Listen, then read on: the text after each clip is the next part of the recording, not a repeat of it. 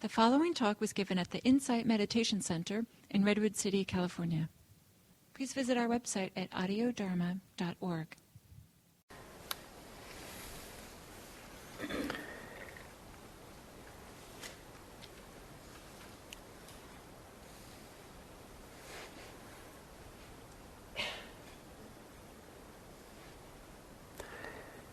When I was when one of my kids was in preschool, I would visit sometimes, and preschool can be chaotic. And sometimes there was seemingly pure chaos. Kids running around and doing what little kids do. And then we had this amazing teacher, one of my heroes. And when he wanted their attention, it was time to do something else, he would stand in the middle of the room and he'd start to whisper. And the kids would notice and sit slowly, one by one, would sit down around him until everyone is sitting quietly. Maybe they come to expect a great story, or I don't know what they came to expect, but he didn't command them to be quiet and sit down. Certainly didn't shame them. He didn't beg them. He just stood still, stable, and spoke quietly, and things got organized and settled. So the same thing is possible for us in this practice of meditation. We sit in the middle of our lives, middle of our being, stand there or sit there upright, confident. We don't shame, we don't demand, we don't command. But we stand there, and in a sense we whisper. Hopefully we whisper kindly, with compassionately, and we stand there, and with the breathing. And at first, mindfulness of breathing doesn't seem like a big deal. I've been told by some people they think that's the most boring thing in the world. Breathing, why should I do that? There are websites to visit. And so slowly, as we that whispering of the breathing happens and we settle into it, the chaos of our minds gets settled, gets organized, quiets down. Partly because the chaos is fueled by where we put our attention. And if we let our attentions be hijacked by the chaos of the mind, by all the preoccupations of the mind, we're actually feeding those tendencies, making them habits. But if we're directing the attention to something, in Buddhism we call it a wholesome or healthy place to direct it, direct it to the breathing, then we're no longer feeding the chaos, and we're feeding something healthy and wholesome, and things get organized and settled. And a healthier kind of organized or healthier kind of harmonious mind and heart begins to kind of form itself. And as the mind settles down, and it's not easy to do this, it can take years to really kind of develop this, not just one day just saying this like this today. But as this gets deeper and deeper and deeper, fuller and fuller in our lives, as I said earlier, it becomes a new perspective arises. And that new perspective is that this is good. This is not escaping from life. This is in some sense inhabiting life more fully, when you're not scattered and chaotic and just really here in a full embodied way. To be able to bring this kind of presence that we discover in meditation into life makes life richer and more wonderful.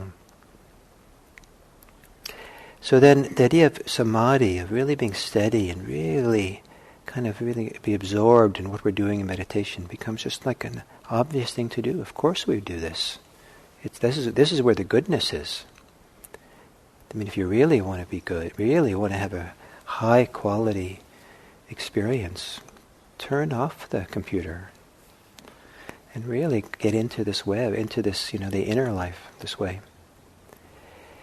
As the mind quiets down, the thinking mind quiets down, it stops projecting ideas onto our experience. Most people are constantly projecting ideas, concepts on each other and themselves, and we're living kind of in concepts, ideas of who we are, ideas of what life is like. As that idea-making mind stops projecting, what we discover as we keep sitting is that things are constantly changing. And the lack of change, the idea that things are fixed, is there because we have ideas that that's how it is. We project ideas of fixity or permanence on things. And so as this practice deepens, it opens to experiencing the flow of change. The idea that things are constantly changing in our direct experience immediately here and now becomes more obvious than the opposite. So as we relax deeper and deeper and deeper and quieter the mind, at some point it becomes just feeling like we're a flow of vibration, a flow of phenomena happening. There's nothing solid here, nothing permanent, nothing constant. It's all our psychophysical being is just a flow of sensations, flow of many, flow. Everything's changing, constantly changing.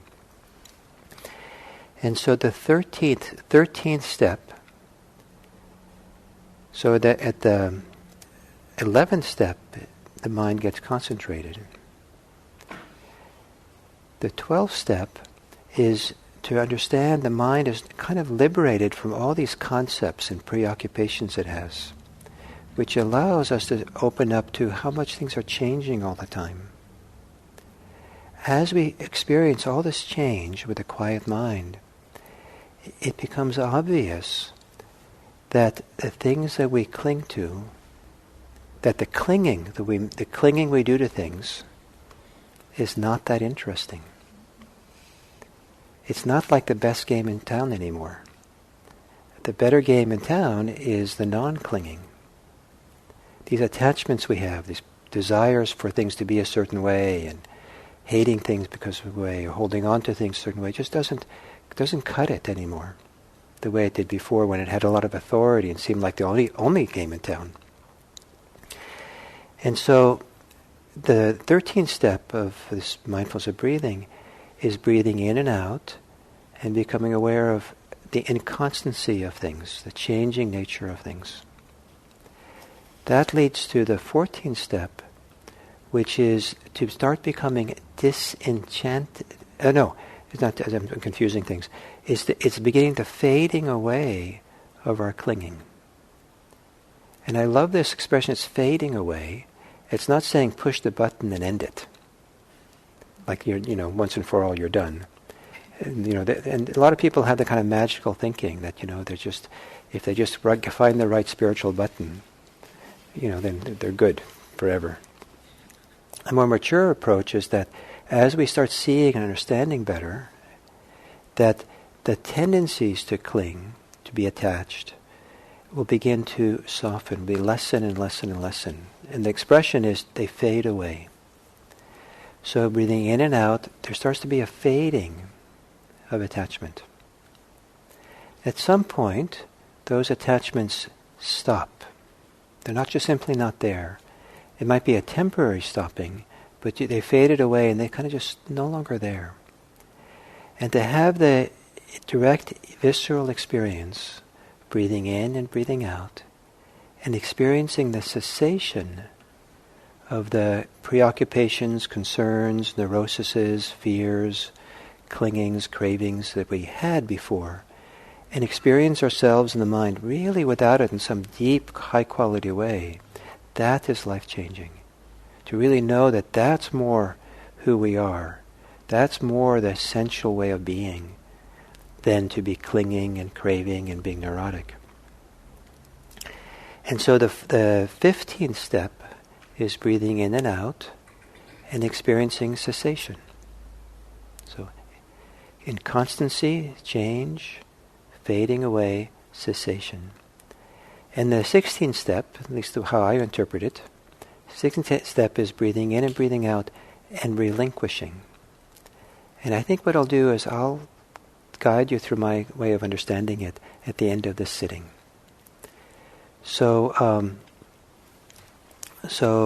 think it's a tall order to expect that all this will kind of work, in the classic way.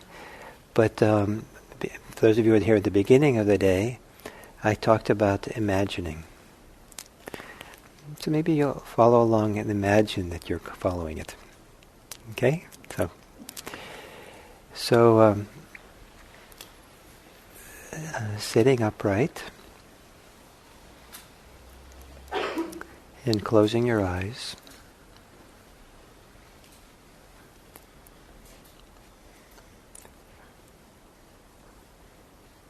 And for those of you who've been here for the day, there's a good chance that you don't have to try so hard to be mindful right now. Why don't you see if you can tune in to any kind of settledness there might be here in your body. Any way in which your body feels somehow more connected, more here, more available.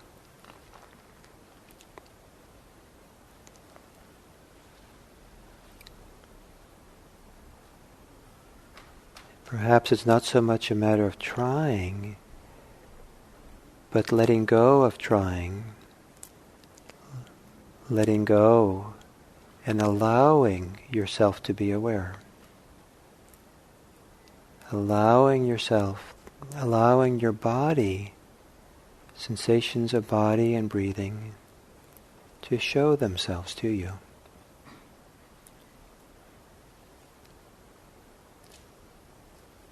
Breathing in and out,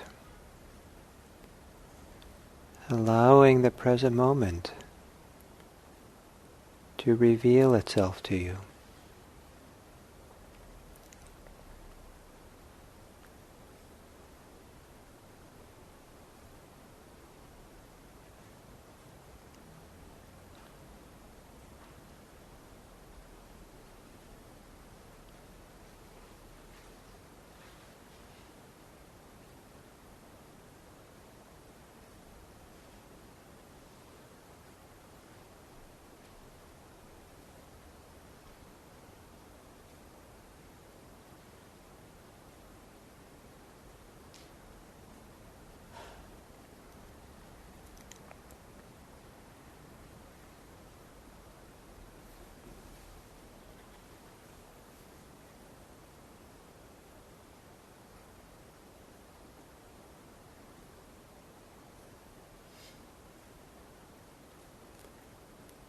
And notice as you're sitting here, breathing in and out, how the experience of breathing itself, the inhales and the exhales, the coming and going of the inhales and exhales, is always changing. It's a process of change, of inconstancy. And for a few moments, notice the changing nature of the experience of the body breathing.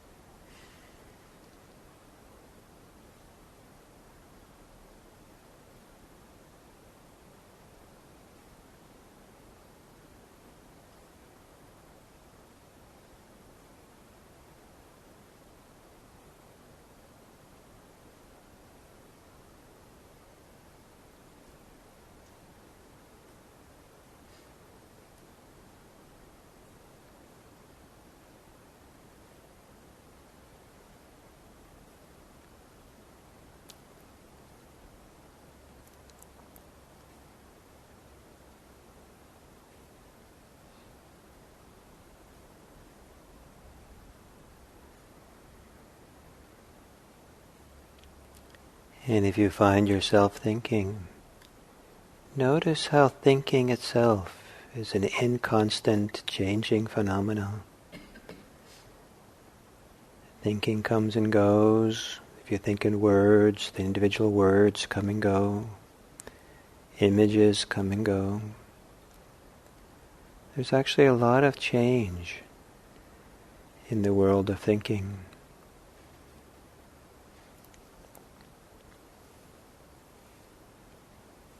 Relax your thinking mind.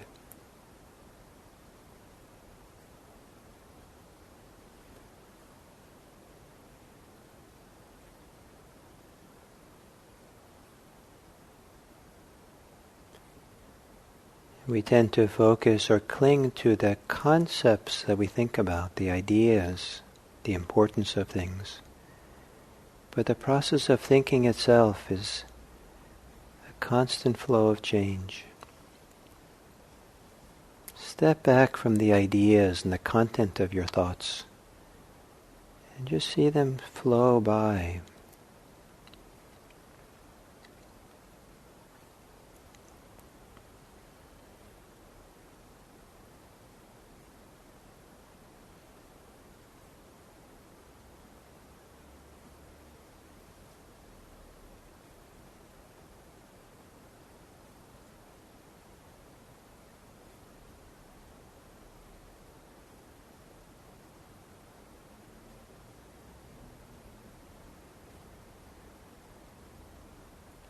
Sounds come and go.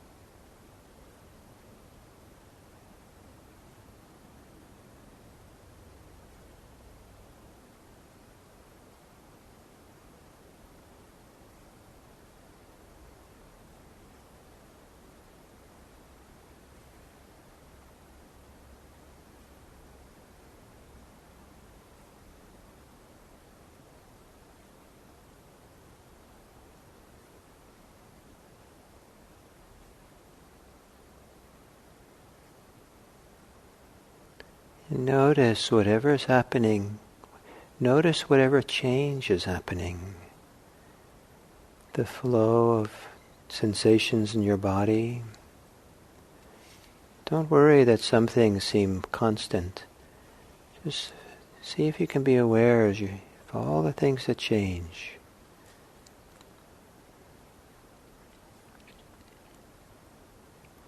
Relax into the change.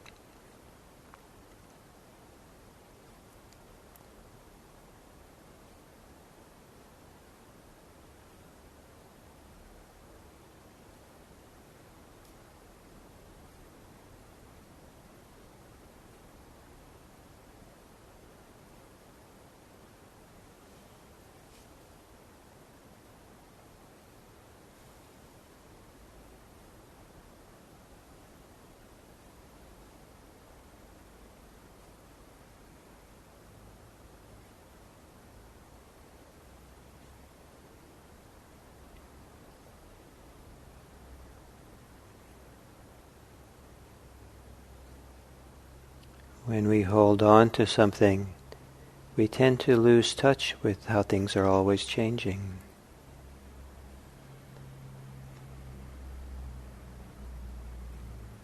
The preoccupation of holding on obscures how much we're living in a world that flows and changes.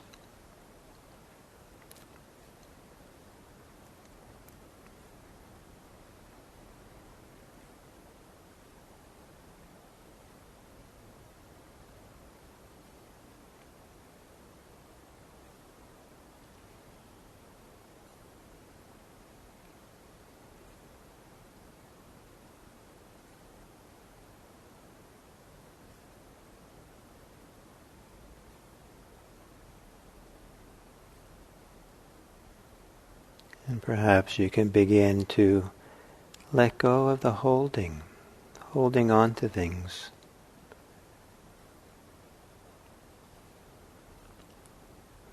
The weakening of your preoccupations. So you can better rest in the river of change, the flow that's always here.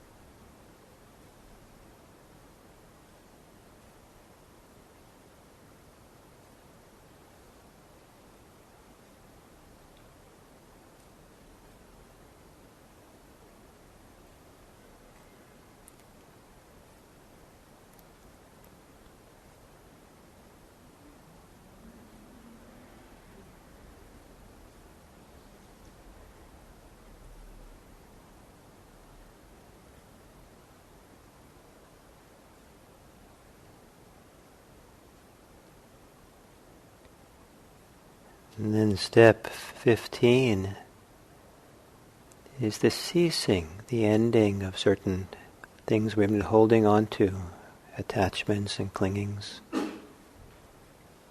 And probably there are some things you were concerned with in the morning or yesterday or last week that have at least temporarily ceased as we're sitting here.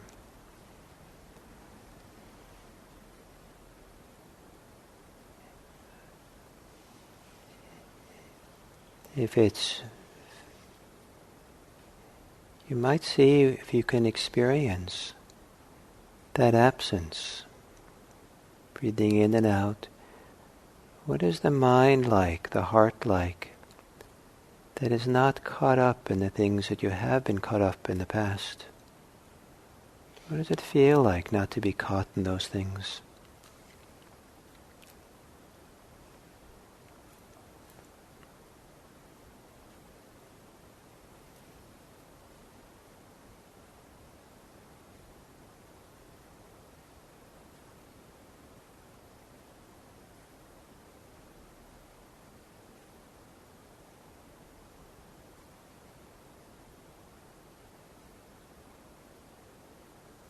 Breathing in and breathing out with the experience of absence, of whatever clinging happens to be absent for you.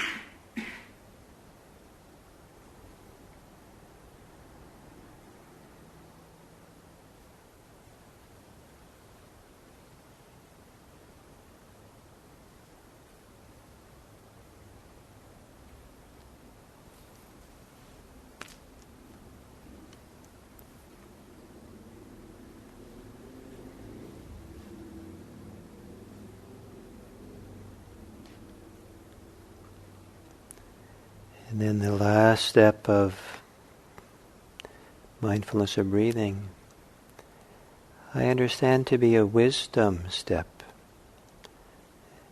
a time for our wisdom to operate. And that is,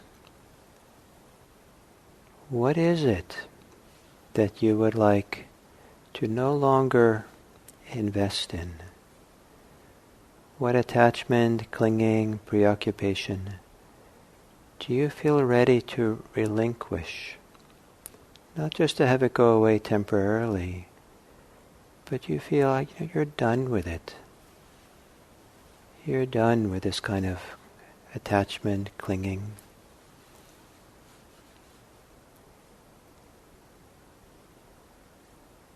So the 16th step is breathing in and breathing out, relinquishing.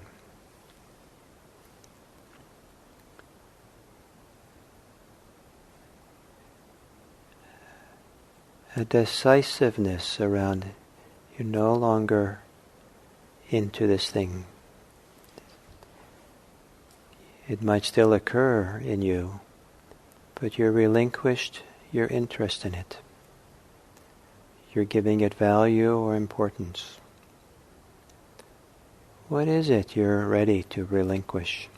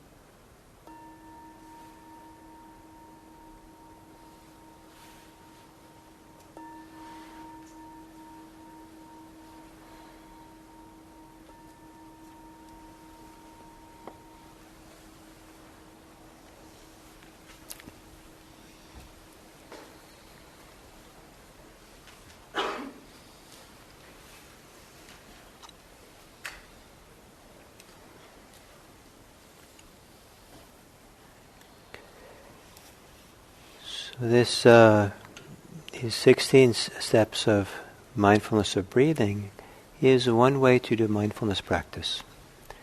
It's not the way that is standard here at IMC. However, the process that these 16 steps kind of take us through are not so dissimilar from some of the inner processes that unfold and deepen as we do other forms of mindfulness practice.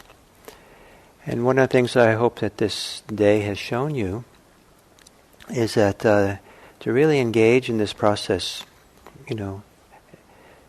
regularly enough, continuously enough, really get into it, it puts us onto a journey, the process of change and development, that has certain patterns.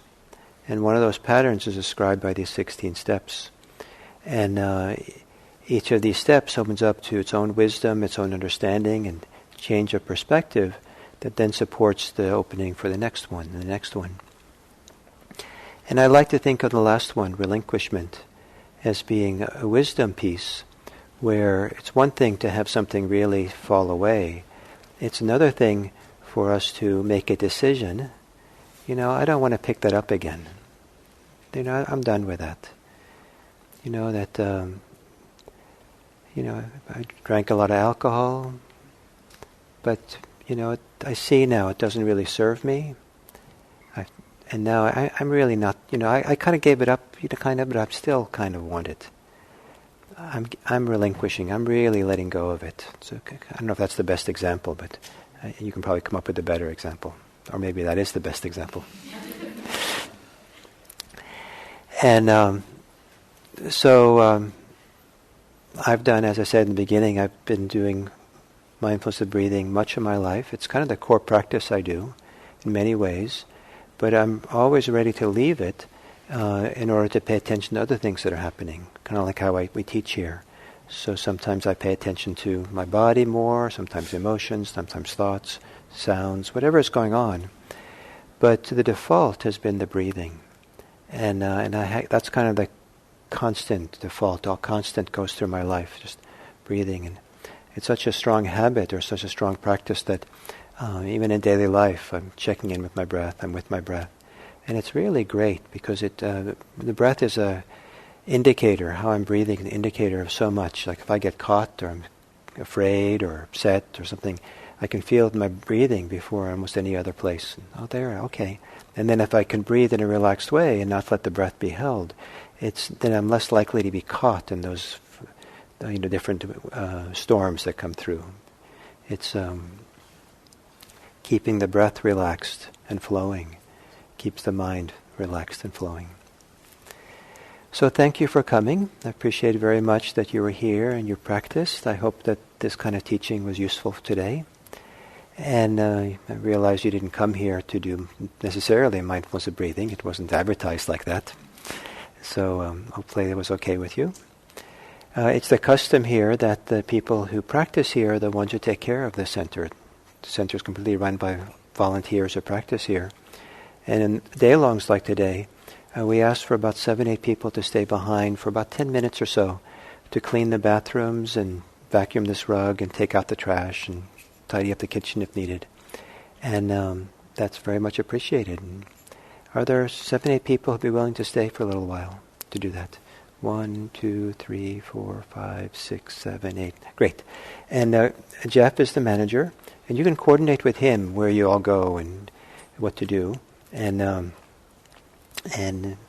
I hope that if you benefited from this day today, that as you leave, you'll consider how you can, not proselytize, but how you can share it with others in terms of your own generosity and kindness and calmness that supports other people in their lives. Thank you.